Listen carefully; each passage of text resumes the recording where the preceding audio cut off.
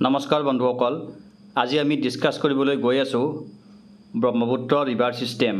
আৰু ইয়াৰ উপনৈসমূহ এটো এভৰি এক্সামত ইয়াৰ পৰা এটা বা দুটা কোৱেশ্চনছ থাকেই ইয়াৰ দক্ষিণ ফালৰ আৰু উত্তৰ ফালৰ যিখিনি উপনৈ আছে এইখিনি আমি অলপ শৰ্টলি ডিসকাস কৰিম আহক আমি মেইন কনসেপ্টটো বুজি লওঁ ব্ৰহ্মপুত্ৰ অৰিজিনেট হৈছে মানস সৰোবৰ হ্ৰদৰ পৰা ই আছে হিমালয়ত এইটো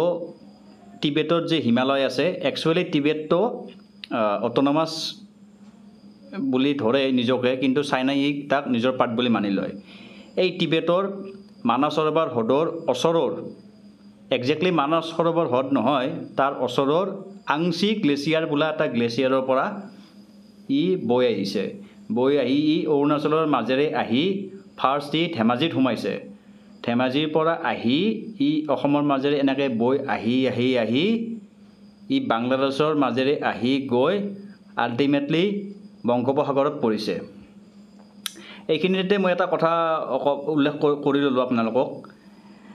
এই ফাৰ্ষ্ট টিবেটত তাৰ নাম থাকে চেংপো কি নাম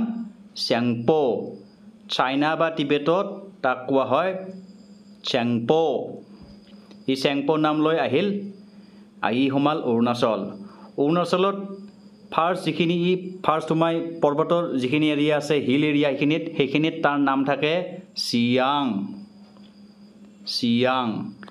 আৰু ই এই পৰ্বতৰে একচুয়ালি নামচা বৰুৱা পৰ্বতত এটা মানে জৰ্জ সুৰংগ টাইপ আছে তাত এনেকুৱা হিল আছে এই হিলত ই ঠেকা খাই ব্ৰহ্মপুত্ৰ নদীটো মোটামুটি ইউটাৰ্ণ লৈ আহি ই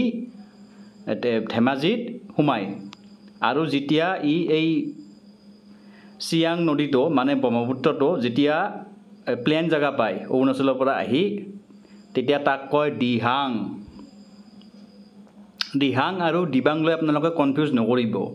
এই দিহাং নদীটো আহি ধেমাজিত সোমোৱাৰ পিছত ব্ৰহ্মপুত্ৰৰ দুখন উপনৈ দিবাং আৰু লোহিত এই দুখন গৈ আহি এই দিহাঙৰ লগত লগ লাগে এই য'ত লগ লাগে সেই পইণ্টৰ পৰাই একচুয়ালি তাক ব্ৰহ্মপুত্ৰ নামটো তাৰ পৰা ষ্টাৰ্ট হয় তাৰ পৰা আহি ই অসমত ব্ৰহ্মপুত্ৰ নামেই থাকে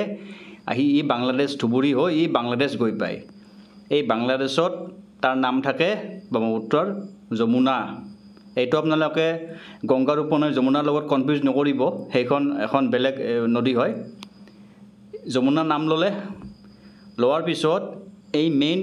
ইণ্ডিয়াৰ পৰা গংগাৰ পৰা এটা মানে খুঁটি ওলাইছে যাক কয় পদ্মা এই পদ্মা আৰু যমুনা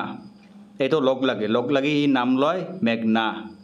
আৰু এই মেঘনা নাম লৈ ই আল্টিমেটলি বংগোপসাগৰত ব্ৰহ্মপুত্ৰ নদীখন ডিসচাৰ্জ হয় আৰু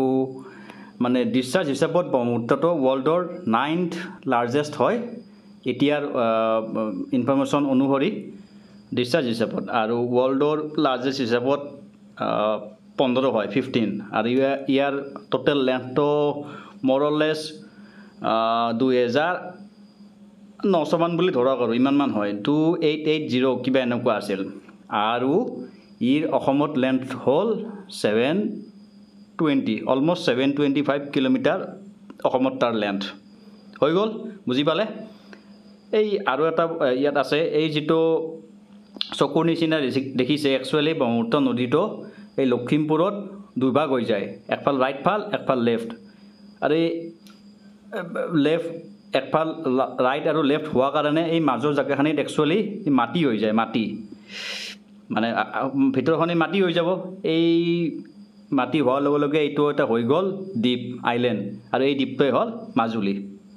আহক এতিয়া আমি ইয়াৰ যিখিনি মেইন টিপিটৰি আছে উপনৈ সেইখিনি অলপ ডিসকাস কৰি লওঁ ইয়াত দেখিছে ব্ৰহ্মপুত্ৰটো অৰুণাচলৰ পৰা চিয়াং নাম লৈ আহি অসমৰ মাজেৰে বৈ গ'ল আৰু ইয়াত 70 ডাইৰেকশ্যনৰ ৰাইটত সেইটো একচুয়ালি নৰ্থ আৰু লেফটত সাউথ এতিয়া উত্তৰ ফালে আছে থকা উপনৈসমূহ হ'ল সোৱণশিৰি আপোনালোকে সকলোৱে জানে সোৱণশিৰি ব্ৰহ্মপুত্ৰত আটাইতকৈ ডাঙৰ উপনৈ আৰু সোৱণশিৰিত এটা ডাঙৰ ড্যাম এটাও হৈ আছে গতিকে সোৱণশিৰি মনত থাকিব সোৱণশিৰি হৈ গ'ল এটা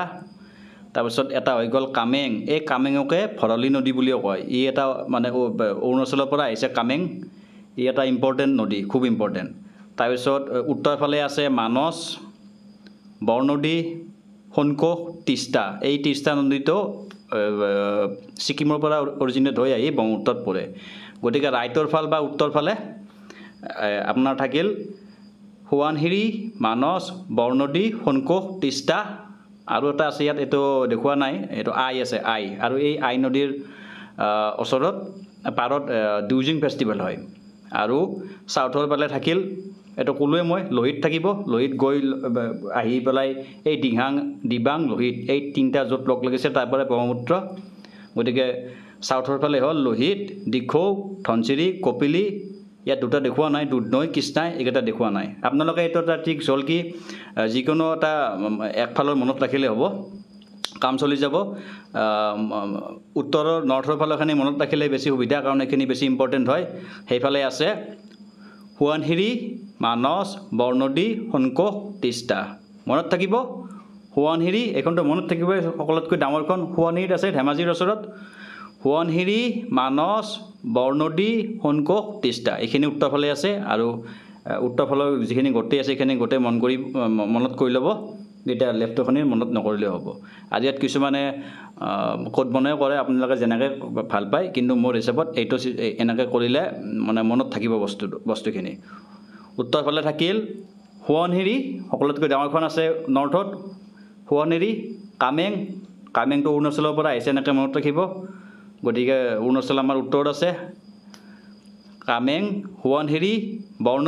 বৰনদীখন মই আগতে কৈছোঁৱে মানস সোণকোষ তিষ্টাটো এই মেপখন চালে আপোনালোকে গোটেইখিনি ক্লিয়াৰ হৈ গ'ল গতিকে ইয়াৰ পৰা ভুল নকৰিব এইটো খুব ইম্পৰ্টেণ্ট হয় এক্সামত আহি থাকে হৈ গ'ল লগ পাম ধন্যবাদ